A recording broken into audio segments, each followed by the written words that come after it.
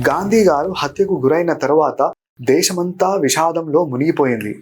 ఈ సంఘటన జరిగిన తరువాత ఆర్ఎస్ఎస్ ను నిషేధించడం జరిగింది. హిందూ మహాసభ ప్రజల్లో ఆదరణ కోల్పోయింది. ప్రపంచవ్యాప్తంగా ఆయా దేశ ప్రజలు, నాయకులు గాంధీ గారి హత్యను తీవ్రంగా ఖండించారు. శాంతిని స్థాపించడానికి గాంధీ గారు వీరమరణం పొందారని ప్రస్తుతించారు. గాంధీ గారు ముస్లింలకు అనుకూలంగా ఉన్నారని భావించబడింది. హిందువుల ప్రయోజనాలను కాదని గాంధీ గారు ముస్లింల పక్షం వహించారని హిందూ నేషనలిస్టులు అభిప్రాయపడ్డారు. మొదట్లో గాంధీ గారు దేశ విభజనను వ్యతిరేకించారు.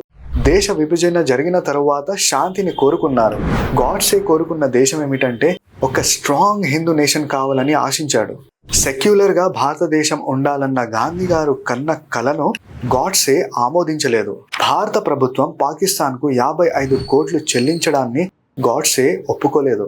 గాడ్సేను ఉరి తీయడానికి ముందు కోర్టు రూమ్ లో గాడ్సే ఇచ్చిన వాంగ్మూలంలో ముఖ్యమైన పాయింట్ ఈ విధంగా ఉంది. గాంధీ గారిని తనే హత్య చేశానని కోర్టు రూమ్ లో నాథురామ్ గాడ్సే అంగీకరిస్తూ గాంధీ గారు ముస్లిం నాయకులను ప్రతి విషయంలోనూ బ్రతిమాలుకునే పనిలో ఉండేవారని, అది తనకు ఎంతమాత్రం నచ్చేది కాదని, ఈ కారణంగానే గాంధీ గారిని తాను హత్య గావించానని గాడ్సే అంగీకరించాడు.